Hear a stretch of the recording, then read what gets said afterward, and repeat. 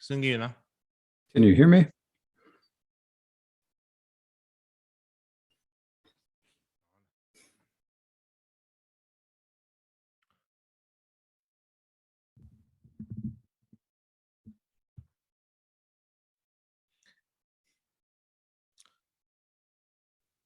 다음, 음,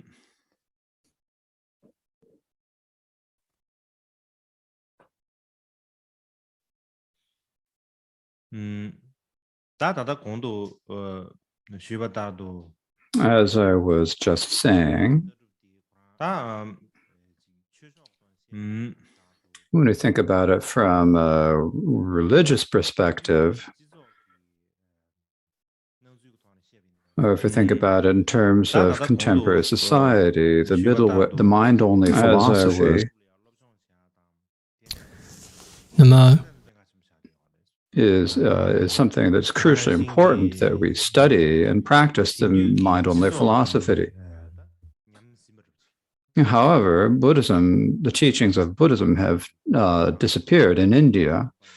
And so for that reason, whether we're talking about the Great Exposition or the Sutra School or the Mind Only or the Middle Way schools,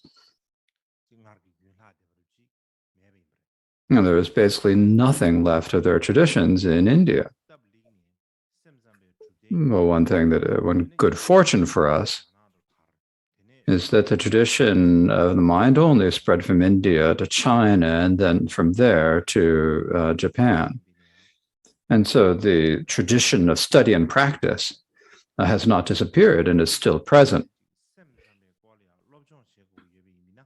And so for that reason, I think that if we need to study the topic of the mind only,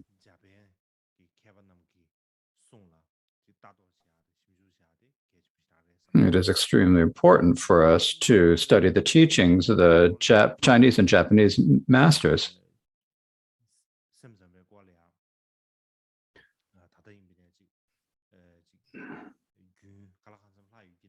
Likewise, I think that there's also a really strong tradition in Vietnam and Korea. But the main area of focus, the main area of research these days is primarily in Japan, and there's also a fair degree in China. And so I will speak about this topic a little bit later, so I will not say too much about it right now.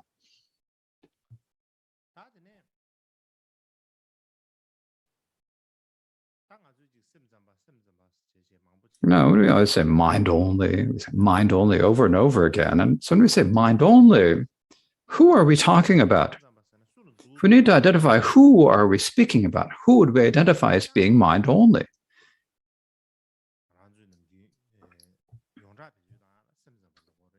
So generally what we ordinarily say is mind only. However,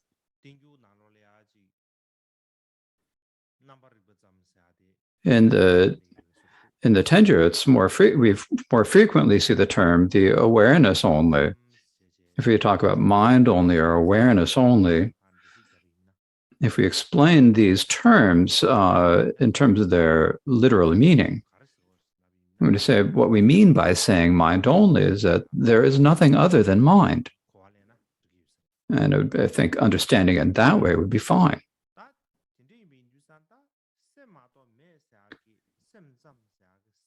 And we say that there is nothing other than mind. When we say mind only, then what do we mean by mind?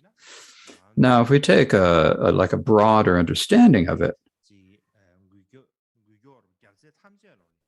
we could understand it as referring to all the different movements in our mind, the entire presentation of the mind. So we often call that the consciousness. We talk about it as mind, we call it consciousness. And so often we talk about we use another Tibetan word for mind. We say they're all the same. But the main meaning, the parent meaning of all these terms is that there are no phenomena other than this mind itself. That is the basic meaning of it. Now, the way we normally think about it is we think that the mind and external things are separate. That's how we see it, right? The mind is something that looks out. The external thing is something that appears towards us. And so the external thing, and it's like the external things are kind of like coming out into us, and the mind is looking out towards them. And so we have this sort of feeling that the mind and external things are separate. And we think that they exist separately and that they have different substances and essences. So that's the way we see it.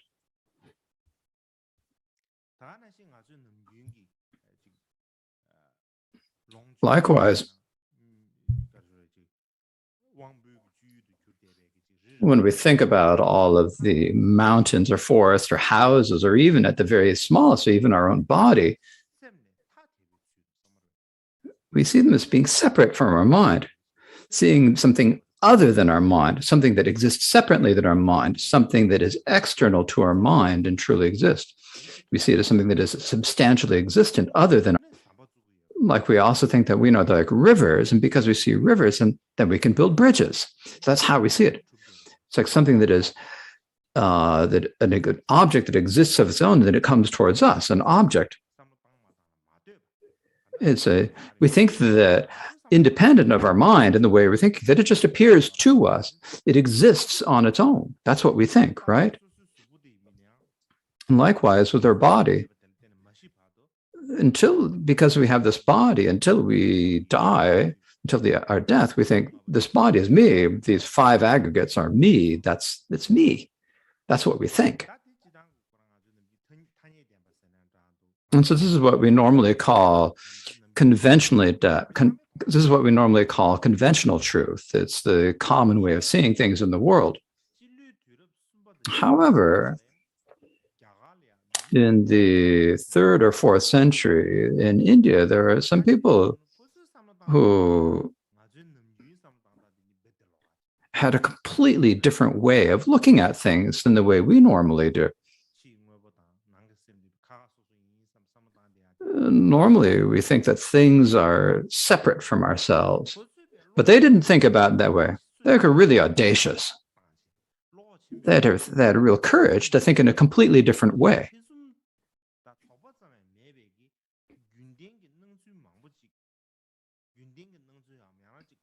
And so they began to think, they began to even question and suspect the way things normally appear to us, which in Dharma language we would call conventional truth.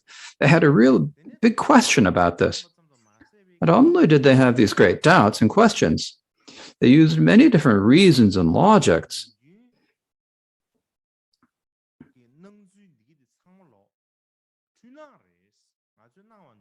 to prove that everything that appears to us is actually a confused perception. It's not actually, it's something that we project. The way things appear to us, things are objects that exist on their own that appear to us.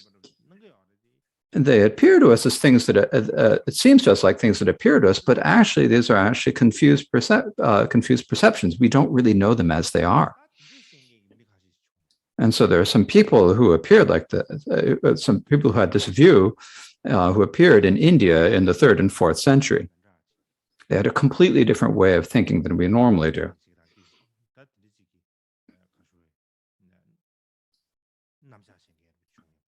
And so there are people who had this type of a presentation. And so what these people were called, the people who thought this were called the Yogacara. You can call them the Yogacara or the Yoga Practice School, or you can call them the Yogacara Mind Only.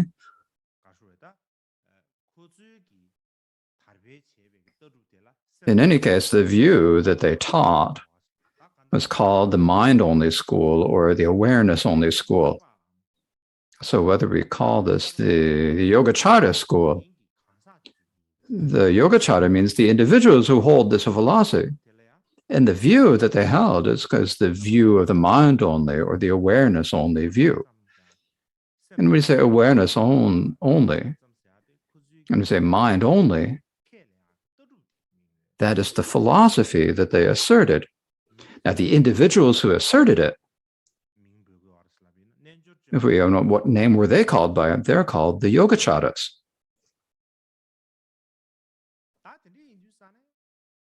And so for this reason, it's clear that the mind-only view is a philosophy that holds the mind to be primary, because there are no external objects, right? It's someone's own mind. Everything that appears to us is just like perceptions are in our own mind. It is not a separate entity from our mind, an external form or sound or so forth that is separate from our mind. There are no such other things. And so for this one, this is the mind-only view is a mind that holds, is a view, philosophy that holds the mind to be primary, that says the mind is the most important thing. So when we talk about the mind only, or the mind, the view of holding the mind to be primarily, is not only just the Yogacara school. Now, the Yogacara and the mind-onlyness sense they are like synonyms. Now, this is not just a Yogacara view. The direction that most of the Buddhist schools that developed in different periods was actually very close to explaining everything as being mind only. Now, they weren't exactly the same as the mind only, but the direction they were headed was that everything is awareness only, or going in the direction of awareness only, or everything is mind only. We could say basically that if we were to remove everything about the topic of mind from Buddhist philosophy, we take it all out of Buddhist philosophy and put it aside, then there wouldn't be anything left. Because almost everything that is taught in Buddhist philosophy is about the mind. And if you took that all out of the Buddhist philosophy, there wouldn't be anything left. Because the main topic of Buddhist philosophy is to speak about the mind. And so we can say that not only the mind only, but also the other philosophical schools primarily teach about the mind. And because they primarily teach only about the mind,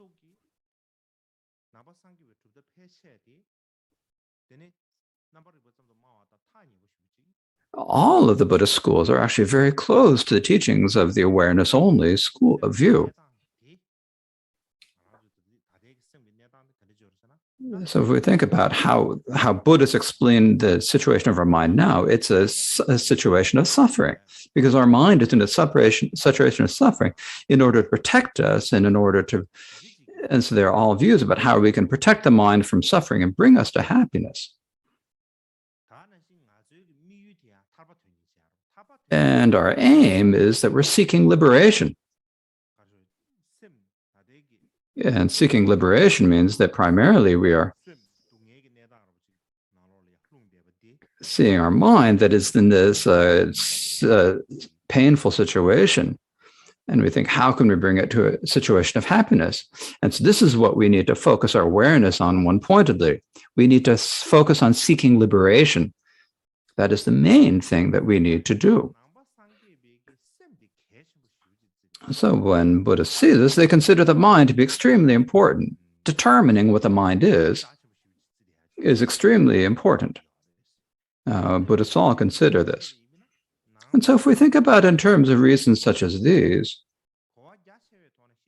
from a broader perspective, we could say that all Buddhists can be said to explain everything as mind only, if we take a broader understanding of the term, that is. Most Buddhist philosophies can be said to be explanations of everything as mind only. But they don't explain everything completely the same way as the mind-only school does, but they do emphasize that the mind is the primarily, and they're very close to it, and this is very clear. Now, an additional point about this is that from very ancient times, Indian scholars or Indian meditators, all the great Indian masters, took a great interest in yoga. So we talk about yoga, right? It's the same word. In any case, they took a great interest in yoga. When we say yoga these days, we think about, stretching out your arms and legs and so forth. That's what we think about. But that's not what we should understand it. The way we should understand yoga is to be in the practice of dhyana meditation, the meditation on samadhi and so forth, meditation on shamatha and insight, the practice of dhyana meditation. And so what is the practice of dhyana meditation? It is resting in equanimity deep in the nature of the mind, seeing how deep we can get into the nature of the mind. How far, how deep can we go into the nature of the mind? So that's what the practice is, if we just talk about it in simple terms. And so the practice of dhyana has been present in India from very ancient times. So as we were taught in the summer teachings, if we look at the ancient Indian texts called the Upanishads, when people investigated the nature of the mind and looked at it, there are many people who said there must be a self, there must be a person.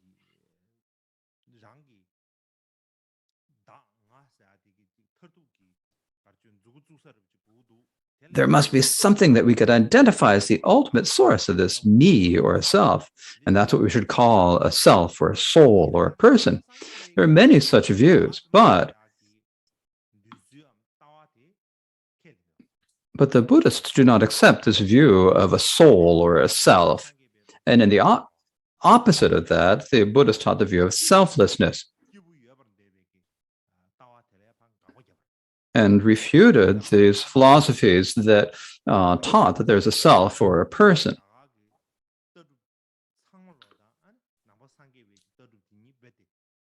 And so for that reason, the Buddhism and the other ancient Indian philosophers were all like complete opposites. They're all in complete opposition because all the other philosophies say that there is a self or a person. But the Buddha appeared and taught that there's no self, there's no person. And when he taught this, then it's like he was opposing all of the other Indian schools. They became contradictory to each other. Not only that, within ancient Indian philosophies, there's, another important, if not more important than the idea of there being a self or a person. It was another position, and that position is the idea that there is samsara. There is a samsara. When we talked about samsara, this is the first people who said samsara were not Buddhists. It's the non-Buddhists who said this. They had this idea, there is this samsara.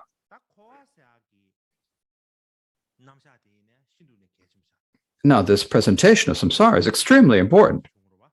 In the non-Buddhist text, the presentation of a self, and there was another position that was, if not more important than the self, was at least not less important, is the idea of samsara. Now, samsara is something that Buddhists accepted. The Buddhists did not accept the idea of a self, but they did accept the idea of samsara. They said there is the samsara that the non-Buddhists talk about. So the Buddhists not only accepted this presentation of samsara, they also made it into like the foundation of philosophy. The idea of nirvana and samsara is like the foundation. It's like the most important area of Buddhist philosophy. But at that time, the Buddhists, from one perspective, say there's no self. And from another perspective, they say there is self. There is a samsara.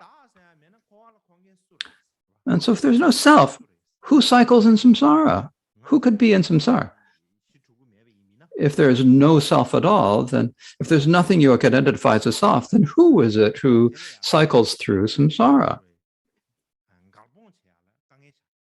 And so there's a big contradiction, and there's a difficult to resolve. This is very difficult because on the one hand, you say there's no self. On the other hand, you say there's a samsara. And so then how do you resolve this contradiction gave Buddhists difficulty. So most of the Buddhist philosophies say that there's no self, and there are but there is a samsara, and they made many different explanations of how this could occur. But you could say that like the best resolution to this contradiction, the best explanation of this was made by the Yogacara school. This is what the mind-only schools say. This is what the scholars say, the mind-only scholars. And why the Yogacara school, the reason why they could have the best resolution to the contradiction between the idea of no self and samsara is that the Yogacara are mind only. When they were describing the mind, they would talk about the 6 consciousnesses, the 5 sensory consciousness and the mental consciousness. They taught about these 6 consciousnesses, right? But this is like a very, a gross outer level. So this because of the gross levels of how things appear to us. But in addition, they also said that there is the all-ground consciousness, the all-air or all-ground consciousness.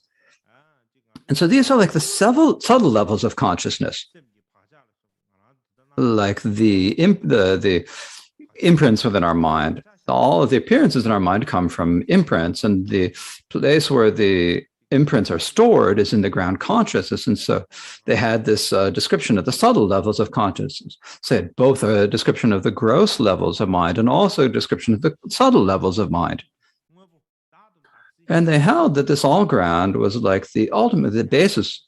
It's the basis for everything, the basis for projecting a self and for that is labeled a self, that there's this all ground that exists. And the foundation of samsara is based upon the all ground. So when they explained it in this way, they were able to give a good resolution to the contradiction. So for this reason, the Yogacara masters said that there is an all ground. Now, we'll talk about the nature of the existence of the all ground. It's not something that's just proven logically.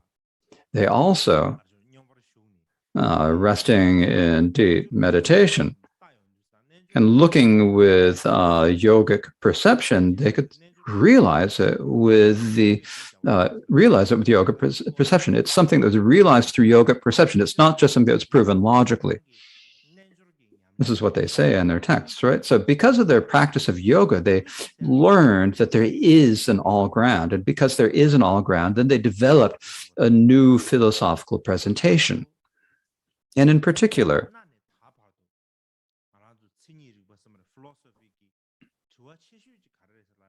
the biggest question in philosophy from ancient times to the present is, it's like, how did I and how did the world appear? What is the origin of the me and of the world? And so this is the biggest question for all philosophies from ancient times to the present. And now the best answer for this, that the Yogacarya had for this, is that everything arose from the all ground. They had a really good answer for this question of like, how did everything occur? And this is because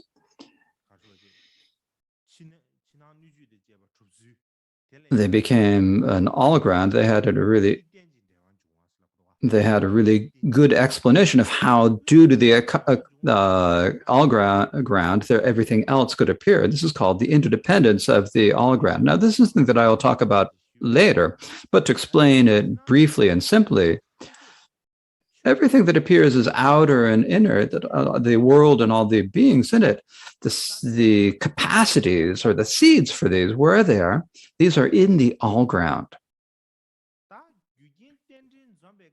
When all the causes and conditions come together interdependently, these seeds then turn into a mode of external appearance as something actual and appear to us. And not only do they appear to us, in addition to that, their own effect or their own imprints are then stored in the all ground. So these are like a mutual interdependence of cause and effect. And this is what we call the interdependence of the all ground.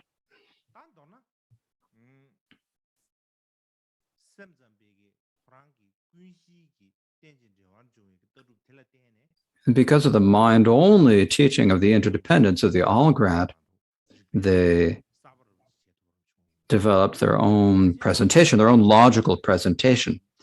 Now, generally, we talk about selflessness. We talk about the view of the selflessness or the view of the mind only.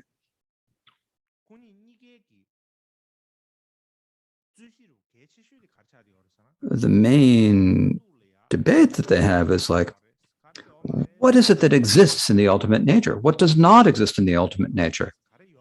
What exists in the ultimate nature? What does not? This is something that we need to explore. The views of selflessness investigate this. The mind only also investigates this. The mind only school explain that there are no external things. There are no external things that are in nature other than the mind.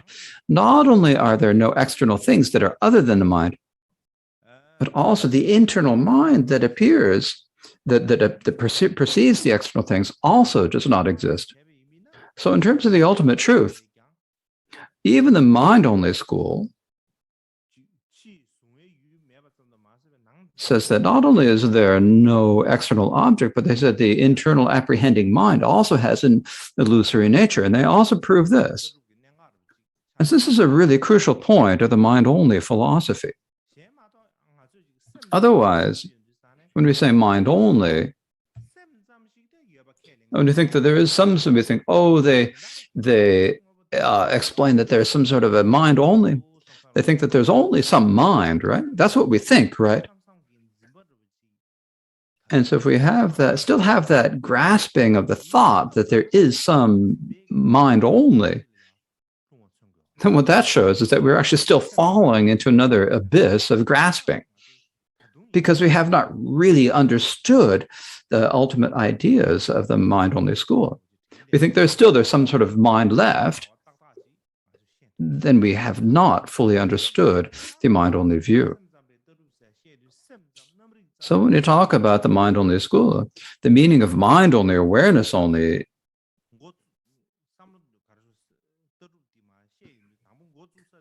where we begin when we talk about the mind-only philosophies, is to talk about the external appearing objects. How do they appear to the mind? What is the mind like? How does it arise? So this is like the beginning. You really investigate this carefully, then gradually, when we gradually look to see what is the nature of the mind or the way the mind is, then we can come to higher and higher levels of understanding.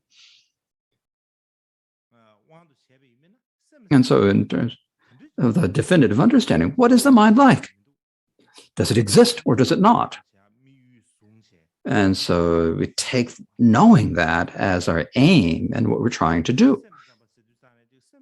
And we need to work towards that. So if we normally think that there's some sort of mind that remains, then we actually have not really developed a good understanding of the philosophy of the mind-only school. So we need to investigate the mind essentially. So how do we investigate the nature of the mind? Because we need to look at what is the capacity of the mind. When we talk about like the primary mind, the primary consciousness, what is that? And the mind, the mental factors also have their own particular capacities. And because of the mind and mental factors, there are many different external appearances that appear to us. And so what is their nature? What is their capacity? And we need to investigate what those are and come to know that, recognize them. And then we need to be able to develop an idea about what is true, what is false. And we'd have the certainty that is able to distinguish the true and the false. And so for that reason, the Yogacarya view gradually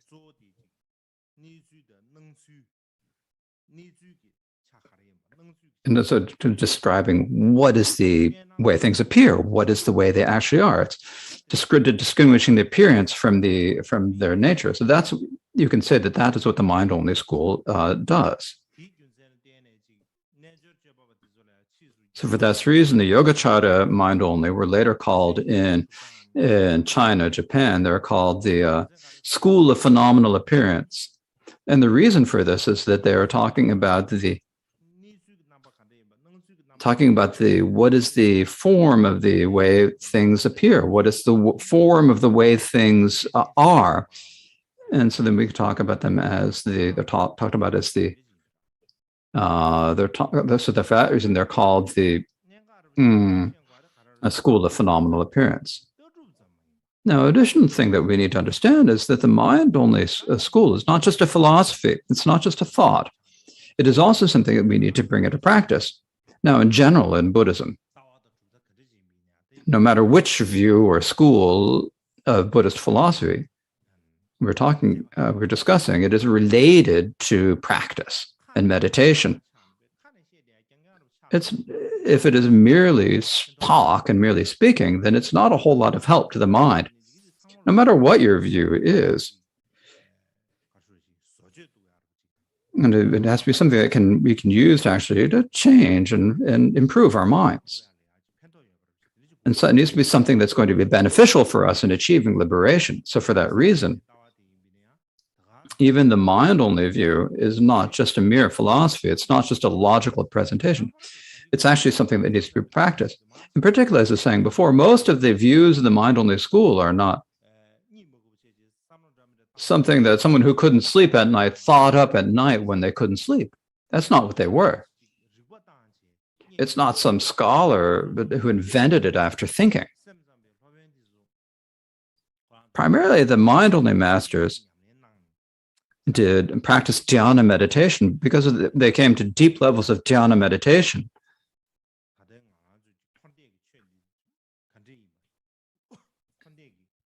And because of this, they're able to see what our phenomena of samsara and nirvana are like, how they exist, how they appear, how they actually are.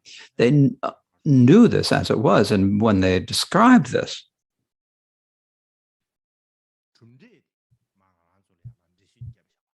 they began describing this philosophical school. And so this is what is said, right?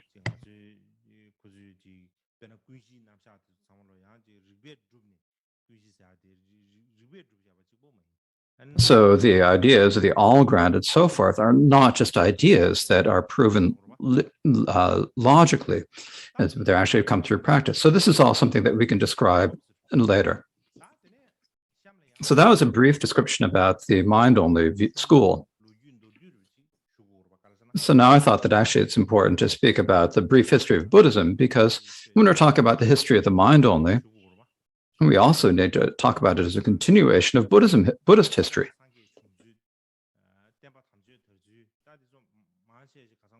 Now, in terms of the origins of Buddhism and so forth, I spoke about these to a certain degree in the summer teachings. In any case, about 100 years after our teacher, the Bhagavan Buddha, passed into nirvana, the situation that occurred in India is that there were an Eastern and Western communities of the Sangha. So there were these two communities. And they developed different opinions about 10 precepts, which led to a great dispute between the two. And because of this great dispute, the Sangha divided into two different communities because they were completely, because they became, they were unable to stay together. So they split into schools. So none of these two schools, the one who held firmly to the traditional views were called the Staviravada school. Staviravada school. And the reason why they're called the Staviravada is because Stavira means the elders, and so they held to the views of the elders. They had a very strong traditionalist view, and so the people in that camp were called the Staviravada school. And then there are those who were favored change, and what they were called is called the Mahasangika school. And these are called in Sanskrit the Mahasangika school. So in any case, there are two communities. They're basically two schools of the Sangha. The one was the Staviravada, and the other was the Mahasangika. And so in terms of Buddhist history, this is the first time that the Sangha split into different schools. So this is called the division into the two root schools. This is the division of the Sangha into two schools. It's because the first time this happened, it's called the division into the two root schools. Now, after it's the division into two root schools, at first, the entire Sangha was very in great harmony. Then there was a dispute, and they became two different communities. And after they divided into two different schools, or in two different camps, there are many different schools that developed. And the main reason so many different schools developed is that, basically, you had the Staviravada and the Mahasangha. And within them, they also developed many subdivisions. They had internal disagreements. So with the Staviravada, there are like 3 or 4 different, and with the Mahasangha, there are like 5, 6, 7. There are many different. In any case, in total, how many schools did it divide into? There are 18 schools. So these are what we talk about, the 18 schools, the foundation vehicle. And when we talk about these, the appearance of these 18 schools, in comparison to the division of the two root schools, what we call this is the subdivision to subsidiary schools. Because like in combination to the root schools, it was like subsidiary schools, and subdivision to subsidiary schools. This is called subdivision into subsidiary schools. Now, what modern researchers say is that because there are so many different schools of the Sangha, that in addition to the Sangha, and then there are the main reason for this is that there are different Sangha communities, and they developed different, separated, and they all become separate from each other. They had different, and within them, when they became different communities, then they had different lineages. And because they had different lineages, then the lineages have their own sutras, their own vinaya, and their own abhidharma, and so forth, all become slightly different. And because of that, they subdivided into so many different schools. So in brief, you have 2 root schools, the root division into 2 schools, and then the secondary division into 18 schools. And if you combine these, in total, you have 20 different schools, and these are called the 20 different schools of the listeners.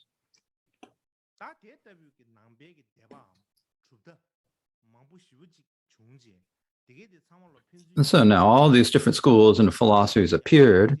They all became each other's opponents. They were like debating with each other. And so what this period is called is the period of the schools. You could call it the Buddhism of the period of the schools, or you could call it the period of the schools, or you could call it the time of the foundation vehicle.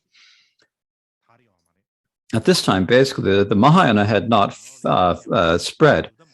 And so it's a time when the foundation vehicle spread widely. And within the foundation vehicle, there were many different schools, and they had debates with each other. And they said that one says that we are in accord with the Dharma and you aren't. And some people said, and they're primarily arguing amongst themselves. And so what this period is called is the period of the schools. So that's the name we call this period by, the period of the schools. Now, we call this the time of the foundation vehicle, or the time of the Hinayana. Now, the word Hinayana, the members of the foundation vehicle do not say that they're Hinayana, or the lower vehicle. This is a name that was given to them by the Mahayana. The Mahayana called the listener schools in like a critical or derogatory way. And so they called them the Hinayana in this way. They said they're less. They said, I'm Mahayana, and you guys are lower. You're not important. It's basically telling them to basically just close their traps. And so this is a name that is a critical or derogatory name. So these days, now we've come to a level of the world where when we talk about where it's no longer appropriate to call the Theravada school, to call them the Hinayana. It's no longer appropriate. This is the way they feel about it. They see it as derogatory. For example, someone else would say to us, it wouldn't be nice.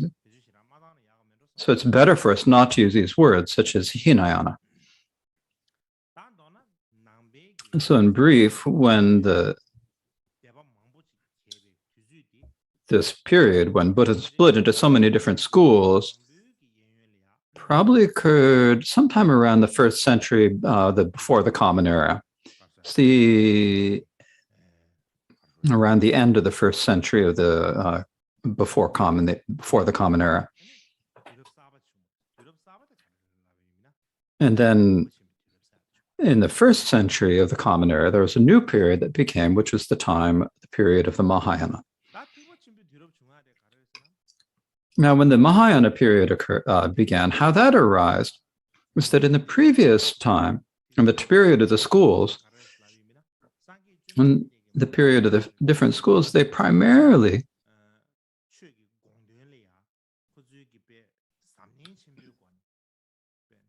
took a really great interest and really researched assiduously and examined thoroughly the meaning of the Dharma that the Buddha taught. And said, this is the intent of the Buddha. Some people would say it's this, some people would say that. And they would take one sentence taught by the Buddha, and then they would each give their own various different explanations of this.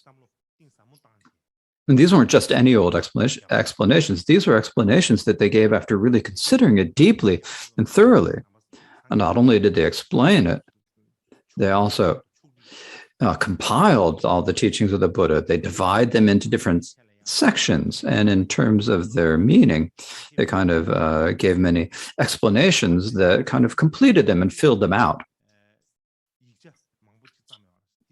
And as they described them, they wrote many different texts. Now, what these texts are called is generally called the Abhidharma.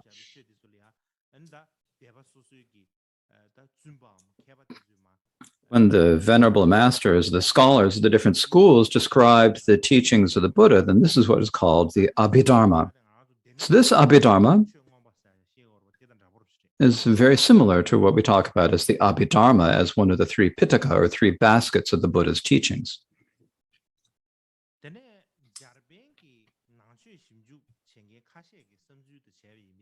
Now, in the opinion of some Japanese researchers into Buddhism,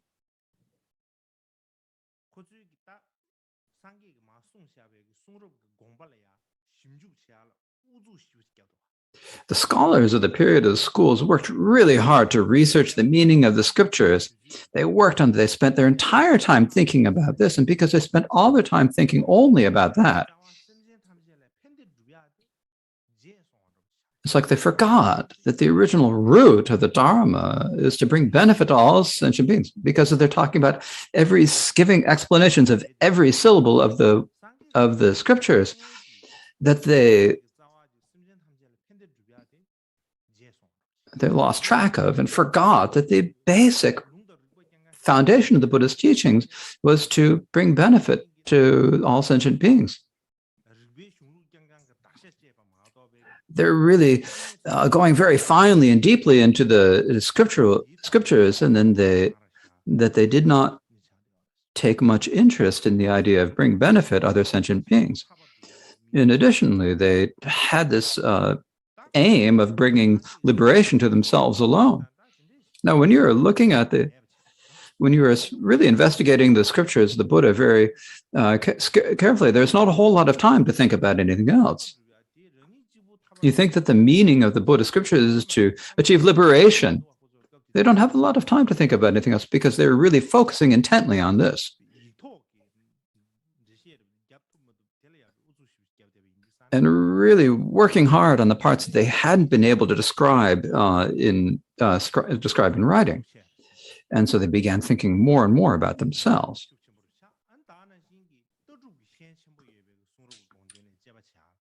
And they really kind of fooled into thinking about the highly detailed analysis of the meaning of the scriptures, and they're kind of fooled by thinking about only that. And they were unable to really think much about the important points that bring benefit to sentient beings. There's so many different schools that appeared, and there's so much,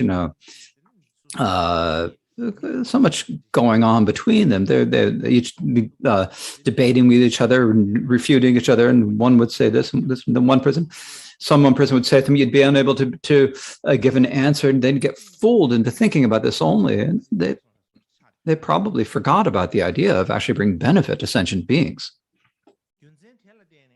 And so for these reasons, so around the first century of the Common Era, there's like a great revolt against these philosophies of the schools. They're saying the way you're doing things is not right. You're only thinking about the philosophy, and you're not thinking about benefiting sentient beings. That's not okay. The reason why the Buddha taught the Dharma itself was in order to benefit sentient beings. And you're only talking about philosophy, and you're not doing anything to actually benefit anyone else. And so there are people who objected to them for that reason. Not only did they object to them, many people who began, instead of trying to achieve liberation for themselves, to seek to bring other sentient beings onto the path of liberation. And so this was the beginning of the spread of the Mahayana.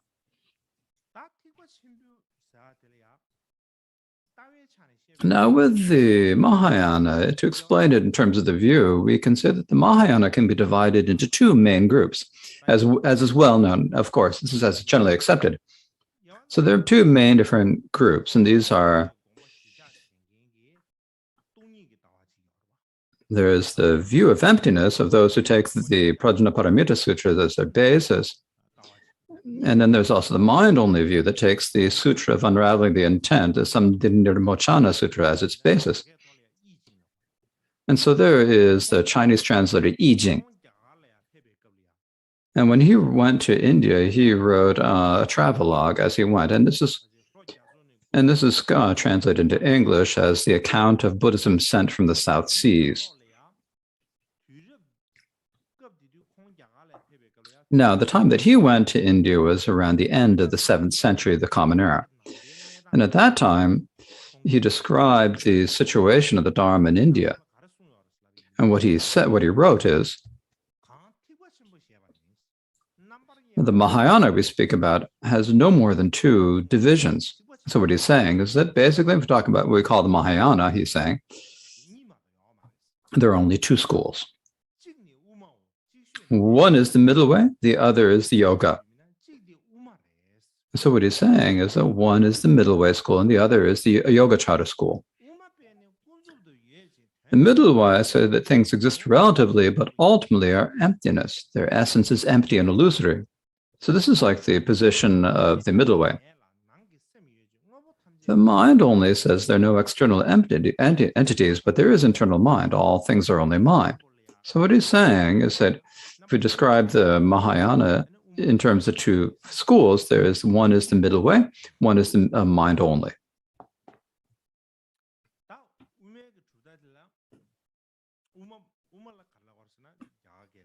Now the middle way in Sanskrit is called the Madhyamaka, and the Yogacara is called Yogacara in Sanskrit. Now later, there's like the idea of there's a 3rd Mahayana school, mind only. There's another school that was separate from the mind only and the middle way, and that is the Tathagatagarbha school. So I don't need to speak about that now, but what's generally accepted is that there are 2 schools in the Mahayana, the Yogacara, or the mind only and the middle only. But in modern times, you can say, in another explanation, there is a 3rd Mahayana school, and that 3rd school is the Tathagata school, or the Buddha nature school. Now, generally in Buddhist terms, we talk about we would have to include the Shentong middle, or the other empty middle way, the Shentong middle way, as the Tathagata schools. But they really insisted that we're middle way.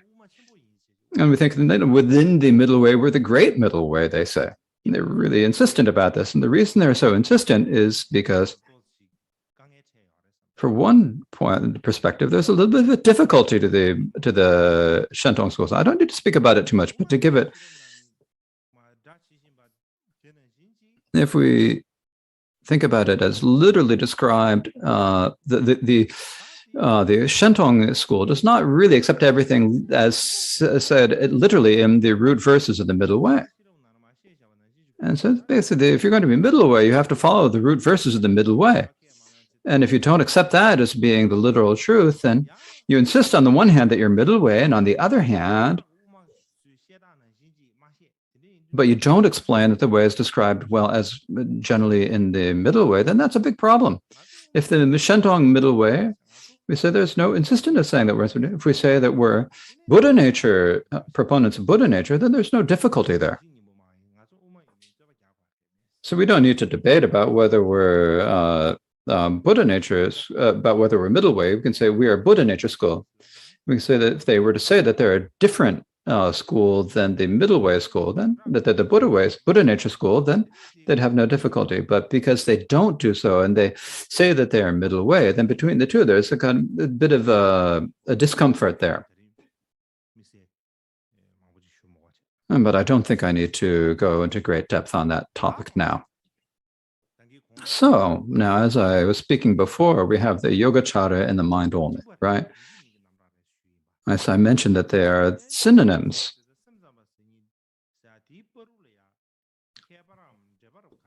So what differences are, what connections are there between the Yogacara and the mind only? When we say mind only,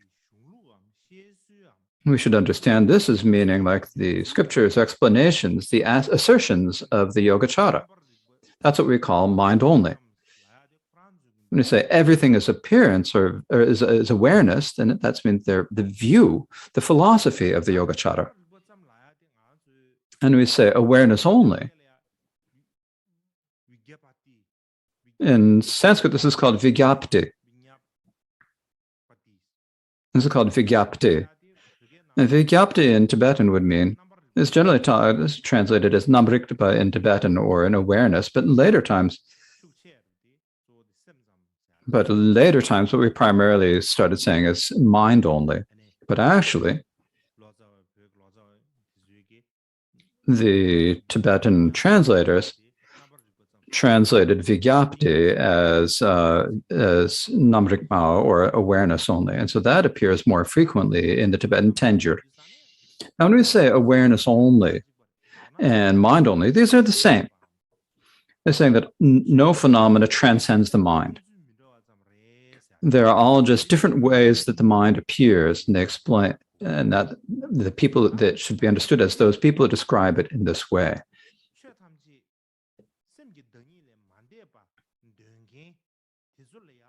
So the people who hold this position that all things do not transcend mind, they're called those who say that nothing transcends conscious. They say Vijnanavada. So those who assert that everything is only consciousness or awareness. And just when you talk about mind only. So these talk about the individuals who hold this, the Vijnanavada. So those, the proponents of the mind only. When you say proponents, you're talking about the individuals, right? So they're the proponents of the mind only. Now, in our Tibetan tradition, we don't really use the word Yogacara, but those in China and Japan use the word Yogacara very frequently. So those who hold the mind-only view, they call it the Yogacaras, and what then their view is called the awareness-only or mind-only.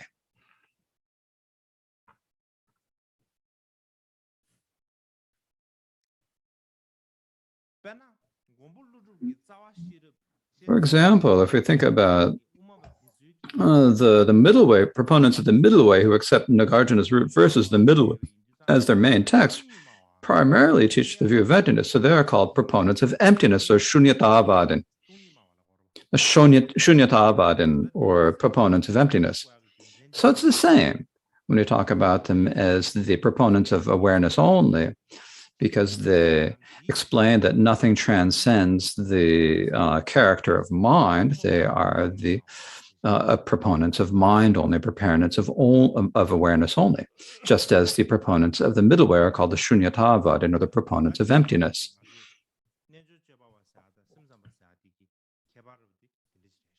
So that's basically the difference between the terms mind only and Yogacara.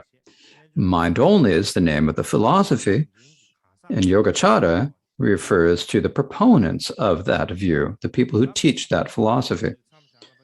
So I think that's probably a good place to leave it for today.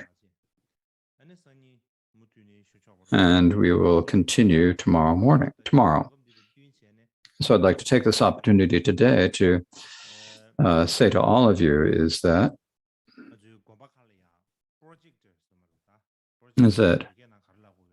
we have the projectors in all of the different monasteries. How do you say projector in Tibetan? The things that show the machines that show that show the individuals on the screen. Now, the sponsors for these are primarily from 10 people from Taiwan. Some are over 10 or 11. So several sponsors get together, collaborated, made contributions, and were able to make this donation to the monasteries via our Kunjong Foundation to make the offerings to the monasteries. And so I'd like to take this opportunity to say thank you and express my gratitude to all these sponsors, and to offer my wishes that you all be happy and healthy in the new year, and that you have no obstacles in fulfilling your New Year's. And so, so now we will recite the closing prayers.